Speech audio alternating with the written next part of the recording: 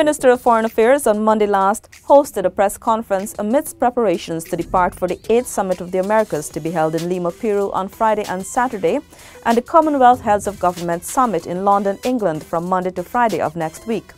During this conference, several issues relating to the case filed by the government of Guyana with the International Court of Justice with regard to the Guyana-Venezuela controversy were discussed. The situation that I would like you to comprehend, even if you maybe don't portray it this way, but I think there needs to be a reflection that the press understands. That we have, with the assistance of the British, and in order to get our independence, signed an agreement with the Venezuelans.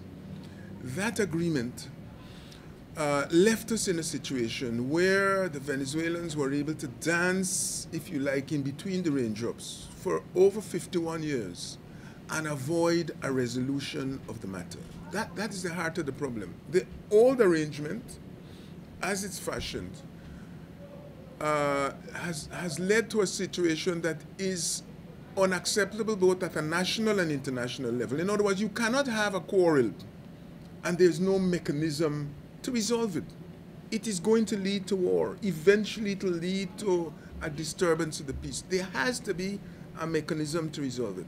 The new Geneva Agreement has a mechanism, but that mechanism allows and has allowed one party to enter into what the computer men would call a loop. You enter into it, you've started off in 1966, it goes nowhere. It resolves nothing. And in that time, as you know, everything else has happened. You know, Venezuela has occupied territory, it has blown up dredges, it has discouraged investment. So, the interface with the United Nations is not a failure on the part of Guyana. In fact, it is a success because we have managed to ride that mechanism that the SG decided to take up.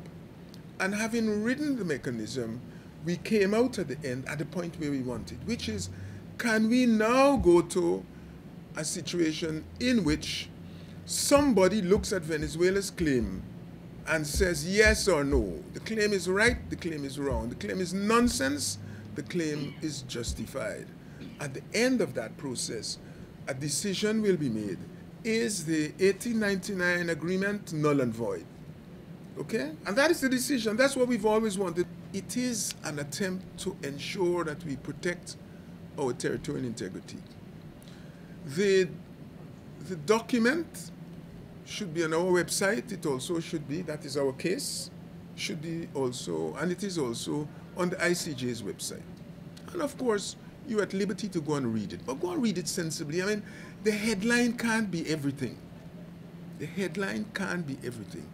What we want is to be able to develop our territory, to live peacefully in Guyana without being terrorized, bullied, and so forth. The minister encouraged media operatives and citizens alike to respect the judicial process and do nothing which may jeopardize the country's legal position. Now that the SG has taken the decision which they've tried to avoid for such a long time, it is up to us as a people, that is as a government, as ministers, and as the public, to ensure that we don't do anything to derail this process. Courts, as you know, are laws in a way unto themselves. If this were a jurisdiction like Barbados or Jamaica, you would know and live within the parameters that you need to live within, which says this matter is sub judice. It is before the courts. And there are certain elements, especially as pertaining to the decision, maybe even the conduct of the court, that you should not be addressing. I hope that's understood. It's not for me to brief you on that. You all have legal advisors, and I hope that you will have resort to those legal advisors. It isn't a problem. I'm not so much afraid. I'm afraid of the press in that regard because I saw, for example, a statement by a minister sometime, which he himself perhaps shouldn't have been making. And the statement having been made, there's a 2-column addition, which is giving us the privilege of the insight of the editor or whoever is writing it, which, although the minister doesn't say anything about the ICJ, a long piece is added about the ICJ. And it is particularly unhelpful in the context of the minister's comments. The first reaction might be, well, this is an official or a semi-official something.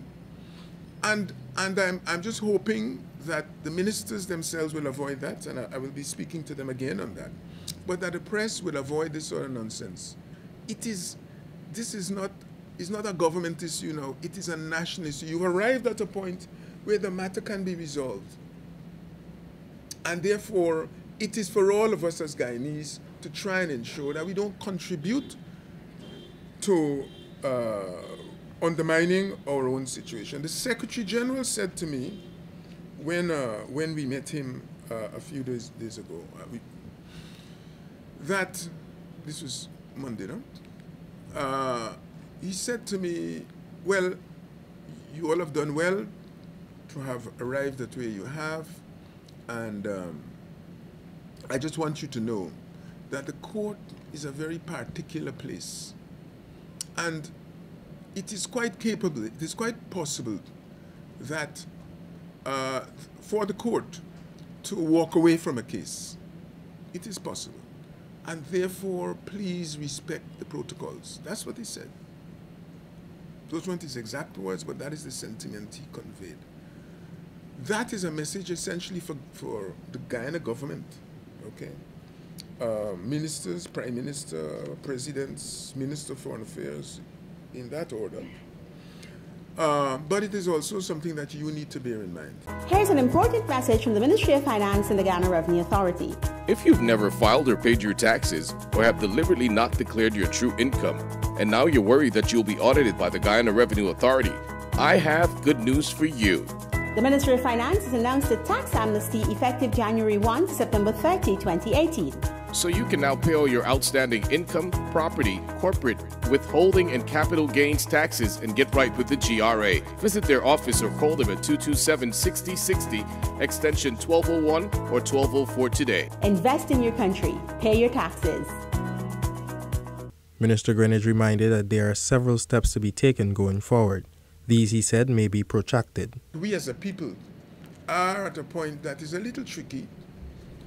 Yes, the matter is before the court. We have to fight the case before the court. What comes out of the court will depend upon what we do, what Venezuela does. The case, in case you are not fully comprehending of the process, we, as directed by the SG, we have sent the case to the court, and it requires that you state what your problems are, what difficulties you have with Venezuela. And those difficulties pertain to an agreement and a series of agreements broken. One is the 1899 agreement, 2 is the 1966 agreement, 3 is the very so-called enhanced mediation, which you joined in a process, Venezuela joined us in a process, agreeing that at the end of the process, the SG would do 1 or 2 things. So they joined us in the process, frustrated the first year of the process. The second year went through in a sort of a way, and then when the SG pronounced, you say, oh, we didn't accept that process. We don't accept that the SG has these powers, but you had agreed to it. And that is the story. So the court now has a number of things to do. The focus of the court's attention, as I understand it, is on the case we've put to them. Almost automatically, the court will make a decision as to, or make a determination as to whether the matter is within this jurisdiction. That's a routine. All of them do that. The Bolivia versus Chile case was the same. So they'll spend, I don't know how long, looking at that side. And if Venezuela wants, it can make submissions on that part. The court may ask some questions. And then, having looked at the case and determined really where they can look and where they can't look, what is within their powers and what is within their powers, they will say to the two parties, all right, we will begin on such and such a time, in which case Guyana will be required to submit a fuller a fuller document of its case. And that document, when submitted, will elicit a response from the court, and the court will ask Venezuela if it is interested to make a submission in relation to Guyana's. It may go the other way around, but it is really, that's probably the sequence. There will be oral hearings, in other words, having at the two stages, they may call upon the parties to explain, and then they may call upon the parties to make written submissions, such as the one I mentioned. The process can be a long process, depending essentially on what actions Venezuela takes. I believe that it could take up to 6 years. It could be as short as 2 years. And I don't know that it's worth speculating on that part, but I'm just saying to you that nobody should be surprised if at the end of 3 years the process is still ongoing. So it's a long process, and the public must know that. It's a difficult process. This is the first time that a referral to the court has gone from the SG in this way, and therefore there are a number of firsts, as it were, and therefore we can't anticipate all the possible deviations or reactions. The decision of cabinet was that 15 million US of that amount was for the payment of the lawyers. As I said to you, the process could take anywhere from 2 to 6 years. And in those circumstances, it is not possible for me to say to you, this is what it'll cost. I can't tell you that, I don't know. The lawyers themselves don't know, because they don't know what they'll be called upon by the court to do, what research they will be required to unearth, and the like, and what additional skills they may have to go and pull in. So the 15 million may not be adequate. The 15 million may be more than is needed. For the moment, that is what it is. And the cabinet's decision was that as the need arises each year, the money will be transferred to the consolidated account fund from the current account, from the special account in which it is held, to meet the estimated expenditure on the lawyers in that given year. So for 2018, the Minister of Finance will down the road come for supplementary, and it will be indicated at that time. Minister Greenidge explained that there is still a role for the United Nations should it become necessary. The court does the court's business. That's what the court is doing. If at any point after that, or if for any two reasons the parties want to discuss something that is not before the court, and they need the assistance of the SG to do that, the UN is available to provide that assistance or support to facilitate dialogue outside of the matters before the court, and not interfering in any way with what is before the court. Following the expiration of the United Nations Good Officer process, Guyana received clearance to take its border controversy with Venezuela to the International Court of Justice for adjudication. The case has since been filed by Foreign Affairs Minister Carl Greenidge and lawyers representing the government of Guyana. Paying the right amount of tax helps provide a good credit rating. A good credit rating is a requirement for getting financing. You can use your good credit rating to get loans to expand your business, buy a house or car, or pay for your university tuition.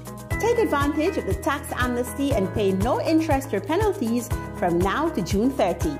Invest in yourself. Pay your taxes. A message from the Ministry of Finance and the Guyana Revenue Authority. You have been watching InfoHub Extended, where we focused on Guyana's case, which has been filed with the International Court of Justice. Please join us again next time.